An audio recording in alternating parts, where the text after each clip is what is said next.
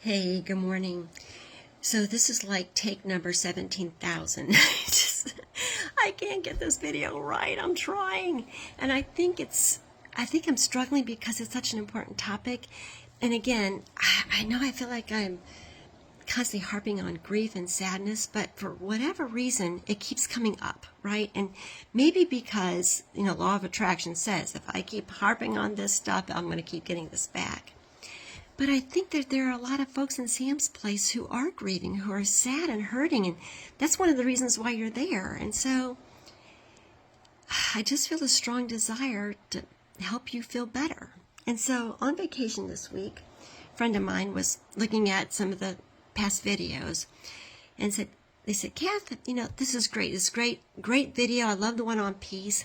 But if somebody is really stuck, how do you help them come out of it? They have a friend who's stuck. No matter what they do, they can't make them feel better. So if you have a friend or loved one who is stuck in anger, grief, sadness, or they're the kind of person who's just perpetually negative and mayhem and misfortune seem to follow them like a shadow, this talk is for you. Okay, and listen, I am not a grief counselor. I'm not a psychologist. I am more of a joy coach, and that's what I know. And I don't have special training in anything. I just have done a lot of reading, and I've had some life experience, and I tend to know people. And so hopefully this is something that can help you. All right, but no, I'm not a professional in this stuff. So you know somebody who's grieving. You know somebody who's hurting. How do you help? How do you help yourself? Well, first of all, number one, you just got to be ready. There are people I know people like this. I know someone who's lost a son tragically to drug overdose, drug addiction. And that lady is not ready to feel better, in my opinion. Okay, now she's an acquaintance of mine. She's not somebody I know very well. But you can just tell she's just not ready. And so I don't say much to her about it, a little bit here and there. Just she needs to come to her own place where she's ready, right? You can't push somebody to that. So I think number one, where you start is that you got to know a little something of law of attraction. If you've been in Sam's Place for a little bit, I'm a huge believer in this, and some people call it all, woo-woo stuff or kind of pseudoscience. I'm telling you, I use it and it works. It works for me, so that's how I know it can work for you. The other thing, scientists are starting to prove this thing, and it's quantum mechanics, quantum physics. I guess, I don't quantum something. I'm not an expert in that either. But it's a universal truth. I feel certain of it, this law of attraction business. So law of attraction simply says that like attracts like. And what you put out into the universe, you are going to get back. So if you're putting out frustration and if you're sending out anger, law of attraction boomerangs that right back to you and gives you more of that in your life. And so if you want more joy, if you want more ease, you got to find a way you can't fake it. You got to feel more joy and more ease so that the laws of the universe will bring more of that back to you. Okay? So you say, well, how do I do that? When you are down in the muck, how do you feel more joy? How do you feel more ease to get more back? Okay. So these are my suggestions. 1, you need to be ready. Number 2, you have to be present in the moment. Now, a friend asked me this week, how can you be present when the present is so sucky? Like, why do you want to stay there? Don't you want to think more of the future and the positive that you can get to? Well, there's true. That's valid. That's a true statement. But when I say be present, I mean being in tune with where you are at right now. To do that, you got to get quiet, right? If you're in the middle of chaos, if you were living in eastern Kentucky and you have lost everything, if you are a victim of Hurricane of the last hurricane and you've lost all your property. You're in chaos. How do you get quiet? Well, close your eyes for a couple of minutes, right? No thinking. Focus on your breathing. Focus on what are you feeling. Get in touch with that.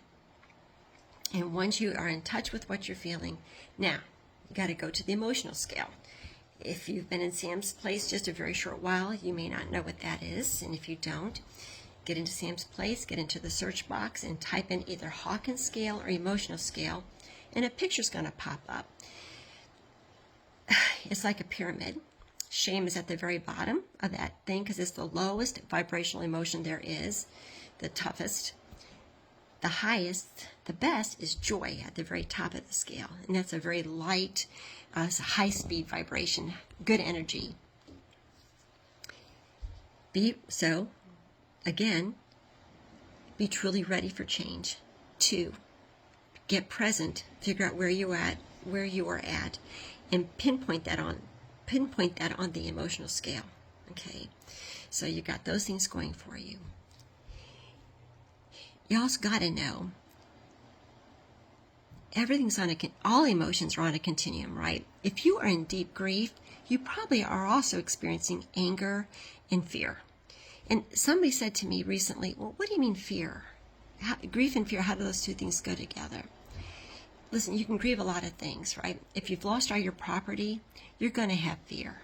If you've lost your job, you're going to have fear. So you're grieving the loss, but you're also fearful. If you lost a spouse or a child, which from my understanding is like the worst loss of all, how does that relate to fear? Well, you've lost maybe your identity. Maybe you lost your identity as a mom or a dad. You've lost your identity as a provider for your home.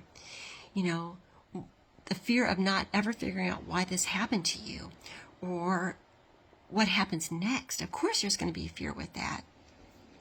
The only good thing about that is, on the emotional scale, fear is higher than grief, okay? And so maybe if you can get to fear, maybe you can move up a little bit to desire, the desire to feel better.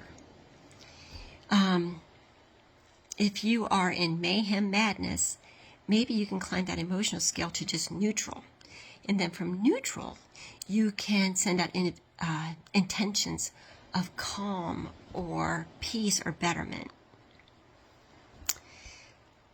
The next thing, we all know somebody who's got really good energy. They just pour out happy, positive vibrations. And it's not anything that they necessarily actively do or say. It's just a feeling that they give off.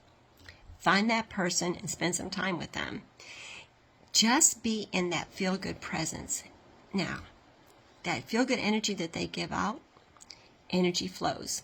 So soak up some of that, take some of that in and keep it for yourself. And for gosh sakes, if you're hanging with that person to feel better, don't talk about your problems, because all that does is keep that negative vibration active. So just be with them.